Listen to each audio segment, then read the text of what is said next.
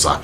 This is another brand new week, another beautiful day, beautiful Monday morning to kickstart your day on the brightest note of life. And with that, we've come to start it for you by giving you the necessary information you will need.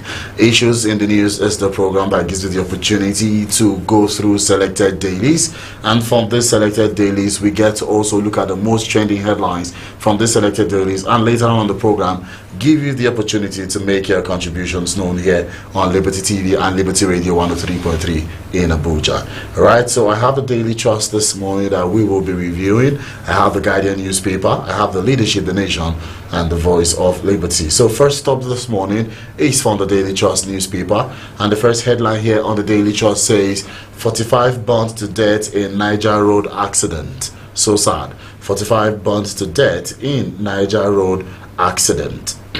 At least 45 people were burnt beyond recognition in an accident along Ige-Bida Road in Niger State. The accident involved a petrol-laden tanker, a truck with cattle, and a passenger vehicle. Now, we could also gather that the incident happened near Manworo village in Bida Road around 1 a.m. yesterday, Sunday. The victims in the trailer with cattle were said to have taken off from Wudil in Kano State, and they were heading for Lagos, while the passenger vehicle was reportedly going to Agay Sunday Market. So sad, may their souls rest in peace. Alright, next headline from the Daily Trust. Petrol sector probe. Senate postpones public hearing indefinitely. Senate postpones public hearing indefinitely.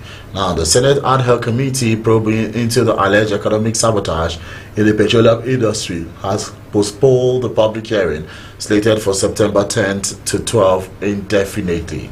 Now, the Red Chambers had inaugurated a 15-man ad hoc committee on July 22nd, 2024, headed by the Senate leader, Senator Ogbeyemi Bamidele, APC Ekiti Central, to fish out economic saboteurs in the petroleum industry that have held the country hostage in the last 10 years.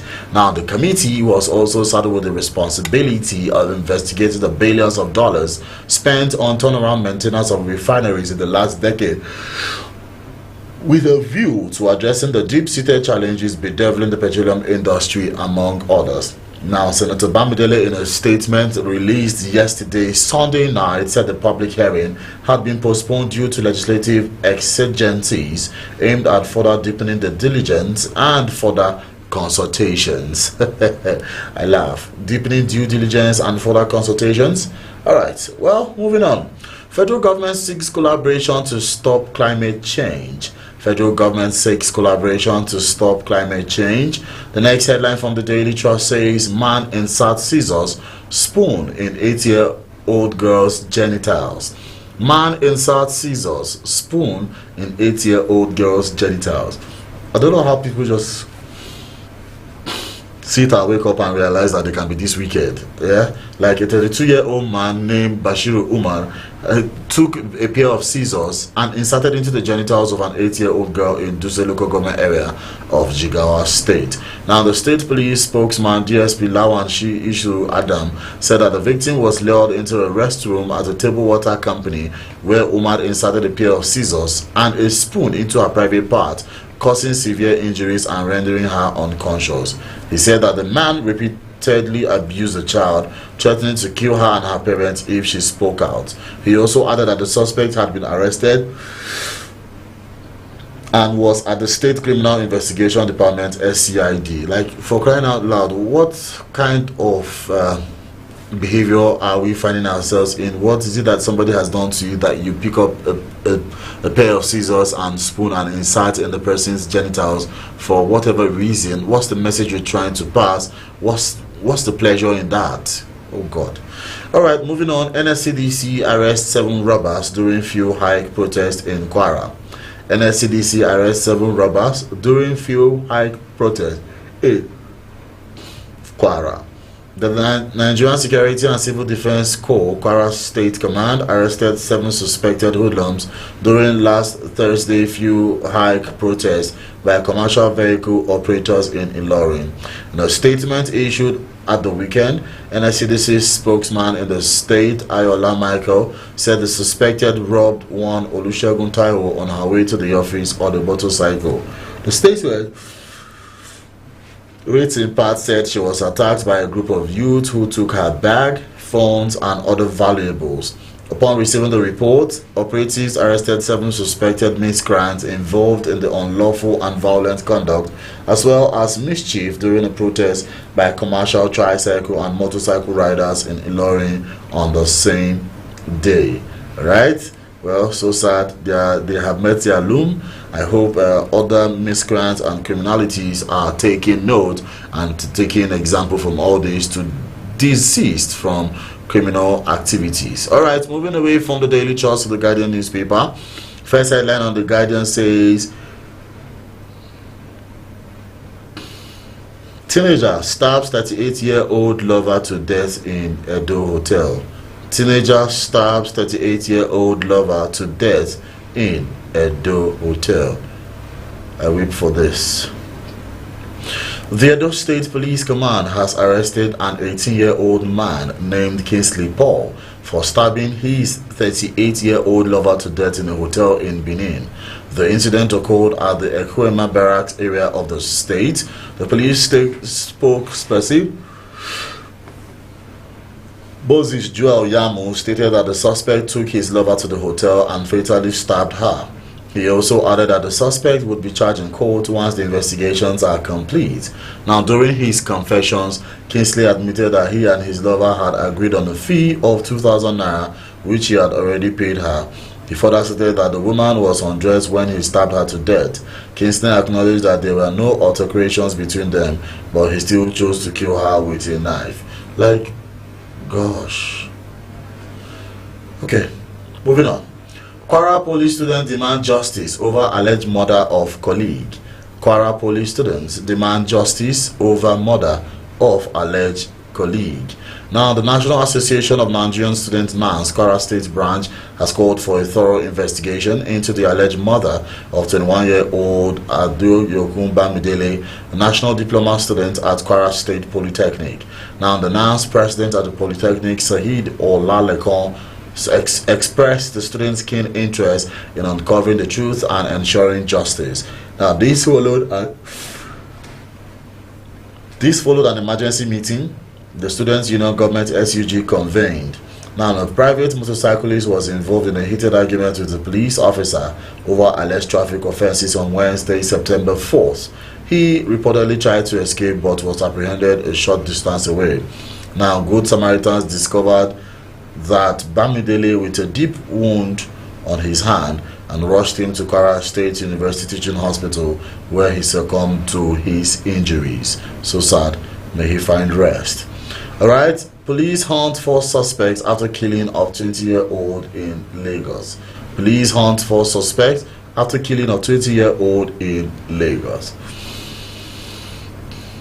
The family of a 20-year-old man, simply identified as Peter, is currently in mourning and calling for justice after he was murdered in cold blood in the Ojo area of Lagos State by 4 unidentified men. The Lagos State Police Command confirmed the case on September 6th, stating that at around 9:30 p.m. they received information from concerned members of the public that 4 unidentified gunmen were seen chasing Peter in Abeokuta Street, Oko Komaiko Ojo, and shot him several times in the head, stomach and leg until he died. Now, the spokesperson for the command, Benjamin Hudein, said that after the attack, the gunmen abandoned Peter's body and fled the scene. The police immediately responded to the scene and met with Peter's mother, Vivian, who identified him. His body was evacuated and deposited at the Infectious Disease Hospital IDH mortuary in Yaba, Lagos. An investigation is underway and efforts are being made to track the fleeing suspect for arrest and prosecution. Whereabouts of Oyo PDP chieftain unknown 6 days after abduction. Whereabouts of Oyo PDP chieftain unknown 6 days after abduction. There are still no clues to the whereabouts of the kidnapped chieftain of the Oyo State chapter of the People's Democratic Party PDP, Chief Benedict Akika, 6 days after the incident. It is understood that relevant security agencies are still making efforts to ensure his unconditional release and to apprehend the culprit. Akika was abducted from his Olorunda residence in Akobo, Lagemu Local Council last Wednesday. It is believed that his abductors have not yet established contact with the immediate family or political associates of the victim. Also, there has not been any demand for ransom payments from his abductors. The immediate family members and political associates of the victim are apprehensive about the situation. Some of them, who spoke on condition of anonymity, expressed concerns about the victim's health, saying Akika was not in a good state of health on the day he was abducted. So sad. Next headline: kidnapping. Soldiers arrest alleged female informant, recovers arms, others in Taraba State. Right? Now from Taraba State, a woman suspected of an act or as an informant for kidnappers have been arrested by the 6th Brigade Sector 3 Operation Wild Stroke in Jalingo. The suspect, Grace Marcos, was arrested in Wukari Local Council over the weekend. She is alleged to have been aiding kidnappers and other criminals in Taraba State. Acting Assistant Director of the 6th Brigade Army Public Relations, Captain Oni Olungbunde, released a statement identifying Marcos as the girlfriend of a known kidnapper named Chen, who is believed to be responsible for terrorizing the area.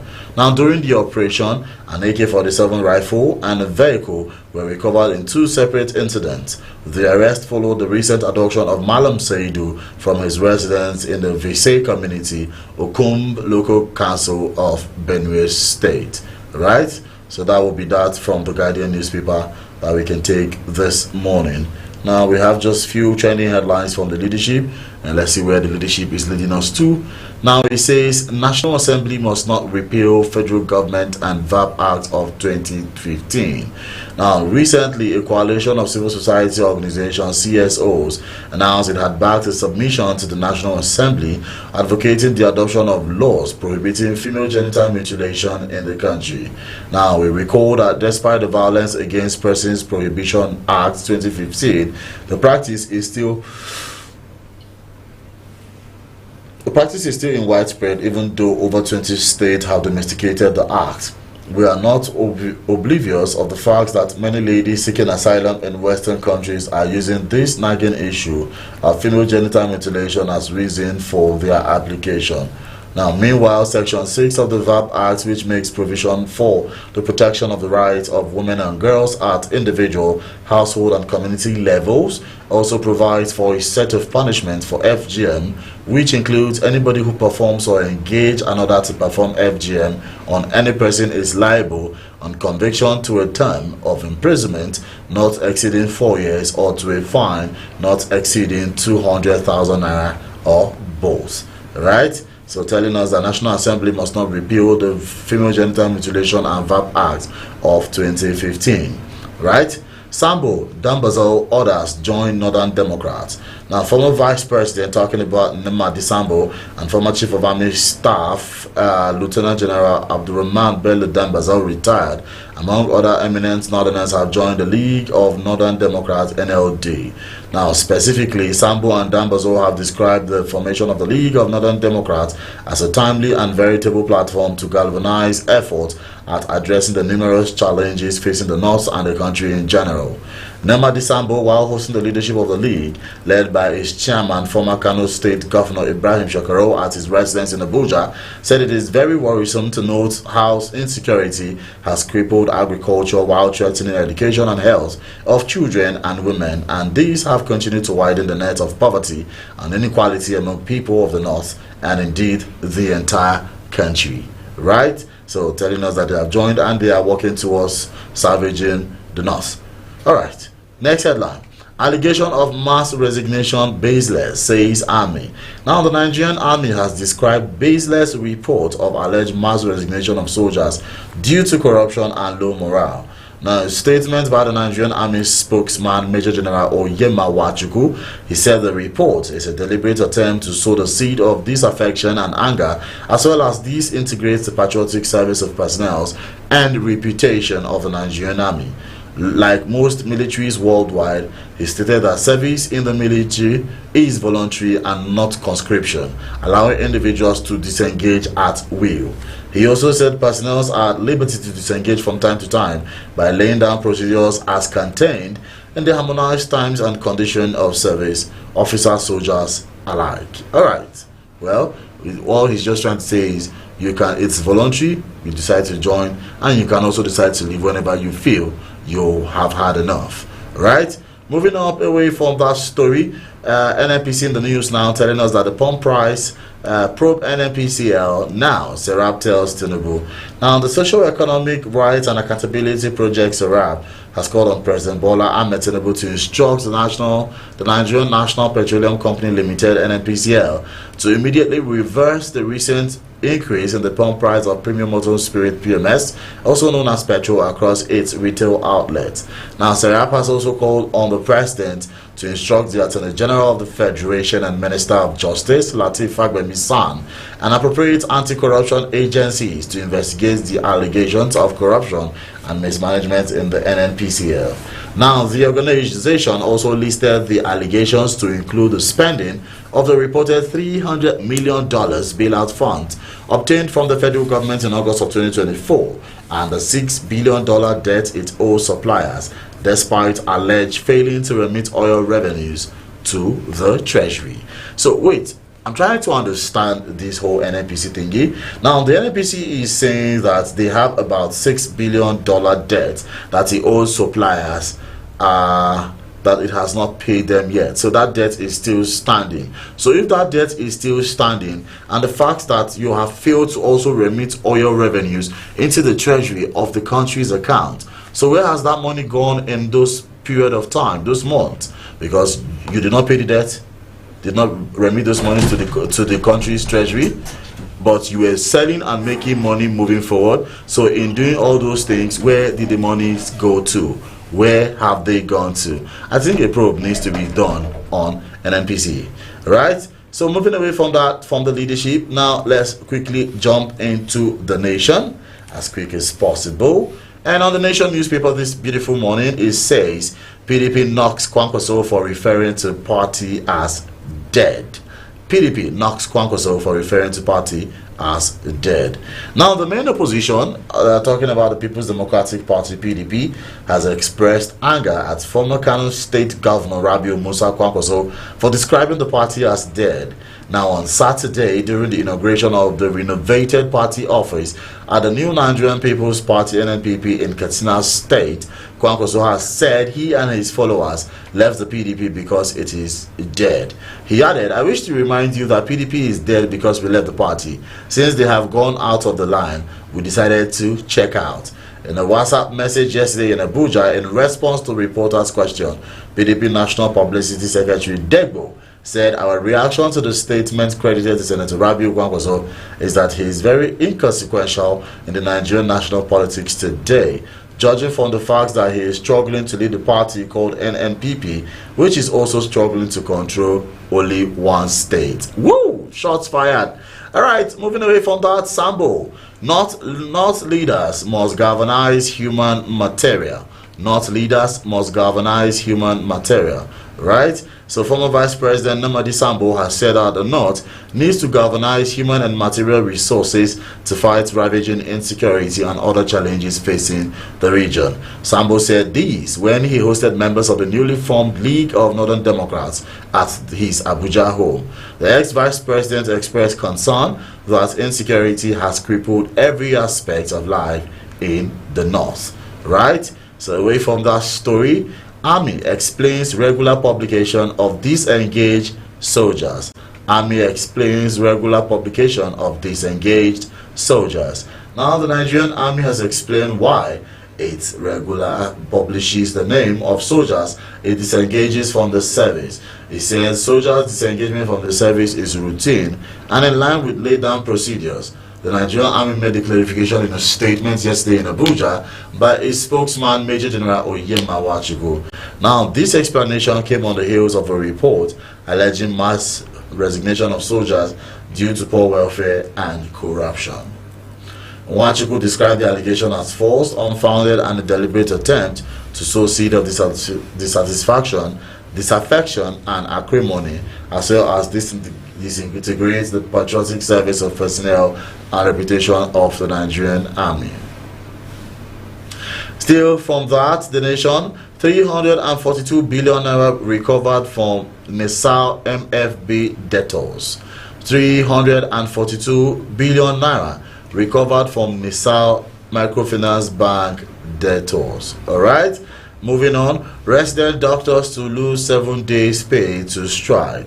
The federal government appears resolute to implement its no work no pay rule against members of the National Association of Resident Doctors who embarked on a 7-day strike recently. Now, the doctors embarked on the warning in protest against the government's failure to rescue their colleague Dr. Ganiat Popola Olawale, who was abducted along her husband and nephew on December 27th last year. Now, Popola, a registrar in the Department of Ophthalmology at the National Eye Center in Kaduna, and her nephew have remained in captivity while her husband was released last March. Right? 201 died in floods in 15 states, says NEMA. NEMA is the National Emergency for Management Agency, and it says 201 have died in floods in 15 states. Okay, so I hope they are making arrangements to ensure that we don't have more deaths in regards to flood. The National Emergency Management Agency has said floods have killed 201 persons in 15 states across the country so far this year. The affected states are Kano, Jigawa, Bayelsa, Bauchi, Adamawa, Taraba, Zamfara, Sokoto, Yobe, Katsina, Niger, Borno, Ebonyi, Kaduna, and Nasarawa State. Now, NEMA said Kano State recorded the highest number of deaths, followed by Jigawa, Bayelsa, and Bauchi. Details of deaths recorded in each state are: Kano had 35 people. Cripples economic activity from 617 naira to 897 naira per litre on September 3rd, 2024. Right? So away from that, shack up loans in Tinubu's cabinet, says sources. Shake up looms in Tinubu's cabinet, according to sources. They are saying that there's going to be a shake-up in Tinubu's cabinet. We've been hearing this story of a shake-up in this cabinet since before May, when the president was 1 year in office. And that shake-up, to the best of my knowledge, hasn't taken place so far so good. Aside the fact that just recently, the presidential spokesperson talking about Ajuri in Galilee had resigned. Okay, ex-presidential spokesperson just resigned from his position, talking about family issues, wanting to go face some family problems. Well, whatever that is, we hope you get it sorted out as quick as possible. All right, so they are telling us that shake-up looms in Tinubu's cabinet, according to sources. Now, from Niger State, tanker explosion claims 30 lives, kills 50 cows in Agay, and that we had already told you. Now, the value-added tax, fuel price hike, inferno that will consume Nigeria, says Atiku.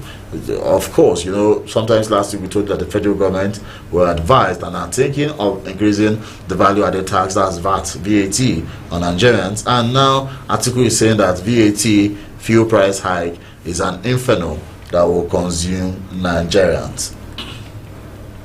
Still on the Voice of Liberty, Akon establishes image bank to boost local content creation.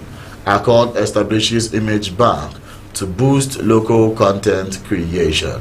Now, Jonathan, PMB, governments, far better than Tinubu sales NLC. NLC is telling you that ex-president Goodluck Jonathan, Muhammadu Buhari's government, far better than Tinubu's government. All right. Direct NNPC to reverse unlawful fuel price hikes, Serap tells Tinubu. Direct NNPC to reverse unlawful fuel price hike, Serap tells Tinubu. And from Zamfara State, bandit warlord Turji shows mercy, reduces ransom demand on his controlled territory. Bandit warlord Turji shows mercy, reduces ransom demand on his controlled territory. Whoa. Okay, well, those are the stories we have for you from the Voice of Liberty. We've been able to go through the Daily Trust, the Guardian newspaper, the Leadership, the Nation, and the Voice of Liberty this beautiful Monday morning, the 9th day of September 2024. Right, so I'll be taking a quick time out. When I return, phone lines will be open. Reactions will be taken, your voices will be heard, and we'll begin to know what you have to say this beautiful morning on Liberty TV and Liberty Radio 103.3. Program is Issues in the News, and my name is Often Musa. Don't go nowhere, because I will be right back.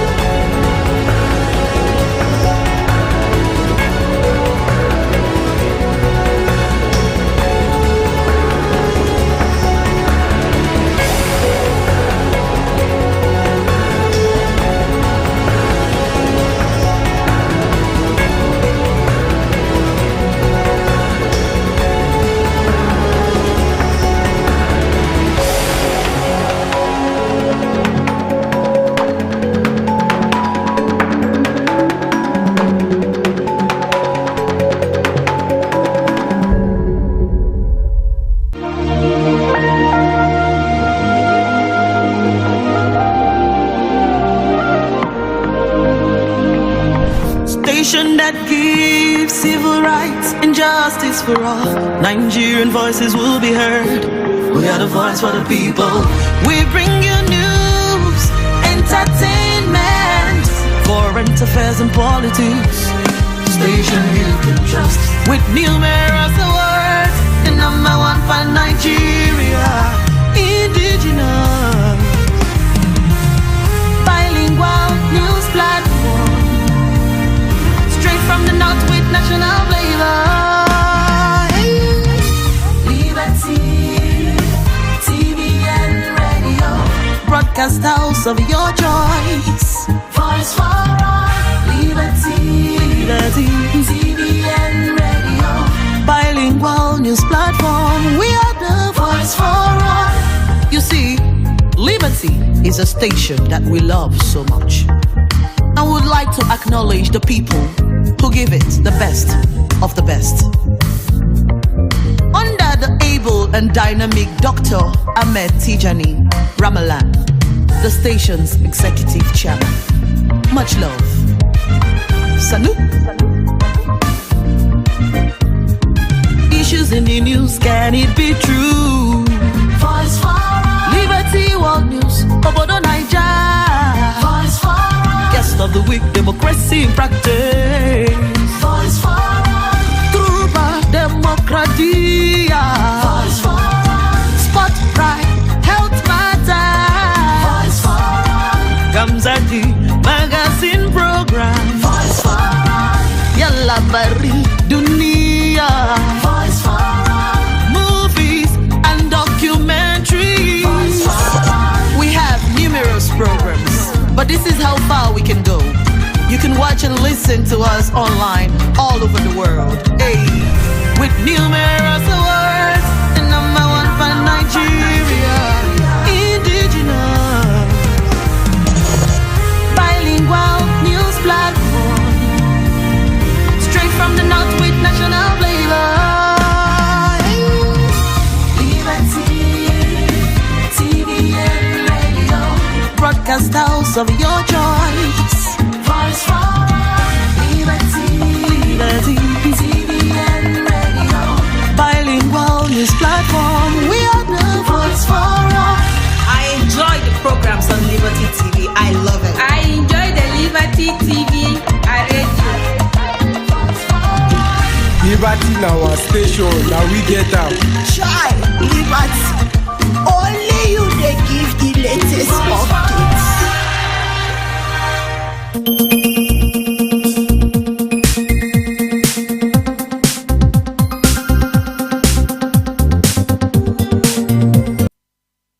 right, thank you so much for staying tuned. It's still Liberty Radio and Liberty TV, Liberty Radio 103.3. For the sake of those listening to us via our radio sets, the number to call is 070-675-25775. I'll take that again, 070-675-25775. And if you are watching on your TV, I'm sure the number is already displayed on your screen right about now. So this is the point where we take your reactions. Don't forget, when you call in, please and please speak audible. Turn down the volume of your radio or TV set, whichever you are using this morning. Tell me your name, tell me where you're calling from, and remember, most importantly, remember to be civil and respectful with your comment. All right, so let's go straight to the phone lines. Hello and good morning.